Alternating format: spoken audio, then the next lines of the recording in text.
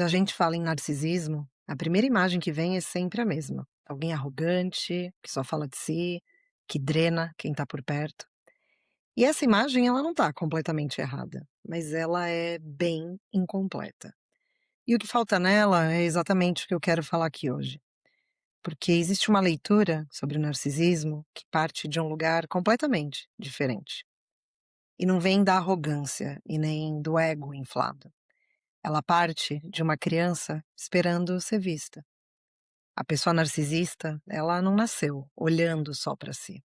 Ela aprendeu a ser assim. Aprendeu quando os olhares que deveriam ter encontrado com ela simplesmente não chegaram. Talvez eles tenham chegado no tempo errado, ou na intensidade errada, ou de um jeito que ela simplesmente não conseguia reconhecer.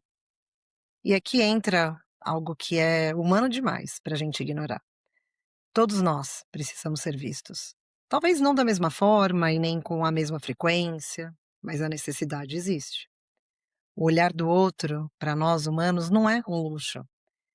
É sim uma parte da arquitetura de quem a gente se torna.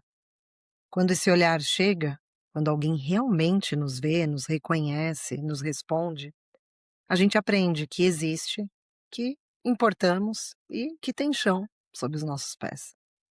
Quando esse olhar não chega, algo precisa preencher esse vazio. O que acontece quando esse olhar falta cedo é justamente esse movimento de direcionar o próprio olhar para dentro de si. Não por escolha, mas por uma necessidade de sobrevivência, sobrevivência psíquica. Se ninguém me vê, eu preciso me ver. Se ninguém me sustenta, eu preciso me sustentar. E é um esforço colossal de se oferecer sozinho aquilo que deveria ter vindo de fora. O problema é que esse chão construído sobre o próprio reflexo, ele nunca é inteiramente seguro.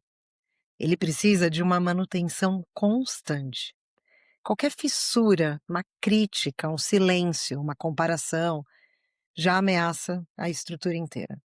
Daí vem a vigilância, a sensibilidade desproporcional a coisas que parecem pequenas.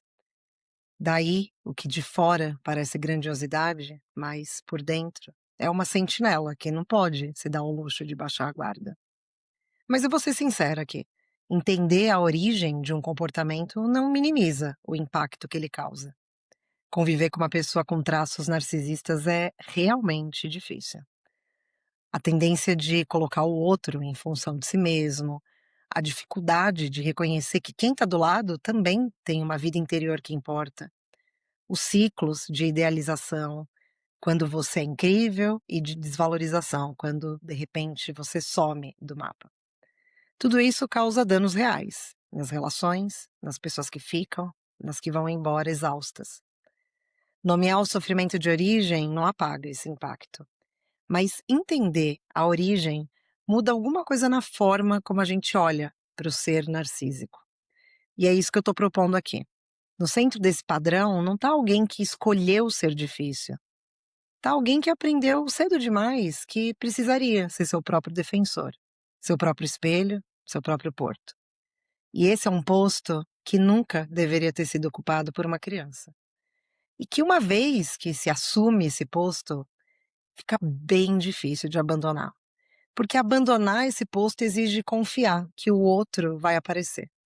E essa é exatamente a aposta que um dia foi feita e perdida. O narcisismo, sob essa ótica que eu trago aqui, não é excesso de amor próprio. É um paradoxo de um amor próprio que nunca pôde se formar a partir de outro lugar que não o próprio esforço. Ninguém ensinou essa pessoa a receber, muito menos mostraram que era seguro depender. Então, ela constrói uma fortaleza e fica dentro dela. Existe algo muito solitário nisso. Mesmo quando, e talvez especialmente quando, a pessoa está cercada de gente. Porque estar cercado de gente não é o mesmo que ser visto. E é esse ser visto que essa pessoa nunca parou de procurar. Esse vídeo ele não é sobre como lidar com pessoas narcisistas. Até porque existem bons materiais para isso. Mas ele é um convite para olhar por um segundo para o que está embaixo de um comportamento que a gente quase sempre só enxerga pela superfície. Porque quando você vê assim, não é uma armadura que você está enxergando, mas sim é uma cicatriz que virou uma postura diante da vida e das pessoas.